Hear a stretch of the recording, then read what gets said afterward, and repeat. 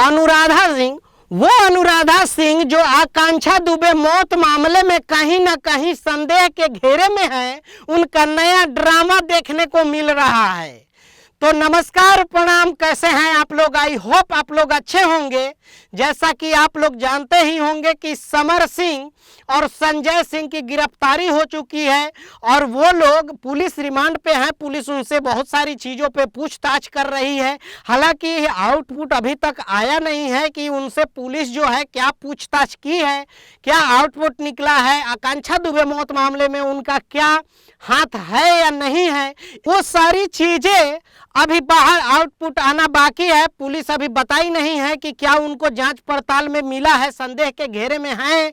जैसा कि उनकी मां, जो आकांक्षा दुबे की मां थी, वो संजय सिंह और समर सिंह के ऊपर एफआईआर दर्ज की थी शक के आधार पे। उसी में एक नाम जुड़ता है आकांक्षा दुबे मौत मामले में, वो है अनुराधा सिंह। अनुराधा सिंह के ऊपर भी एफआईआर दर्ज हुआ और उनके ऊपर बहुत सारे इल्जाम लगे। हालांकि वो मीडिया के सामने आके मगरमच्छ वाली आंसू भी निकाली, लेकिन मगरमच्छ वाली आंसू निकालने से आपके जो सवाल हैं उसका जवाब नहीं मिलता है। सवालों को जवाब देना पड़ेगा।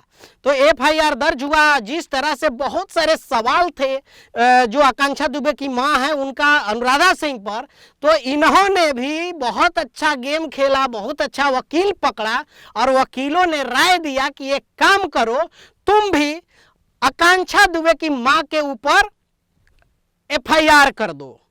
तो हमारे संविधान में ऐसा है कि आप अगर किसी के ऊपर एफआईआर करते हैं तो वो भी सामने वाला बंदा आपके ऊपर एफआईआर कर सकता है। तो जैसा कि आकांक्षा की मां ने अनुराधा सिंह पर एफआईआर किया, तो अनुराधा सिंह ने भी आकांक्षा दुबे की मां के ऊपर एक एफआईआर दर्ज की है, जिसमें 1 करोड़ रुपए मानहानि का दावा भी किया है। बहुत अच्छा।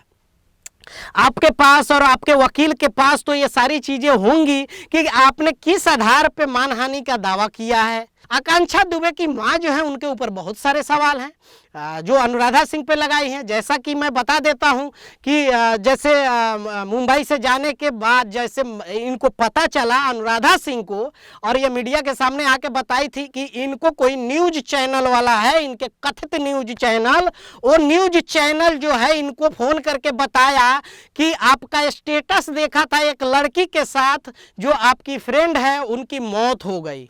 बहुत बढ़िया, बहुत बढ़िया। वो न्यूज चैनल कौन था?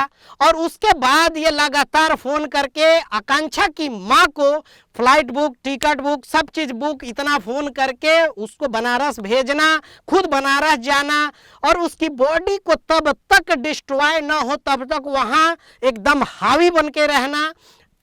आकांक्षा की मां का, उनके आकांक्षा के भाई का फोन अपने पास लेकर रख लेना। एक और जो आया था जिनको गाली दे रही थी फोन पे, वो मामला वीडियो कॉल पे दिखाना, किसको दिखा रही थी।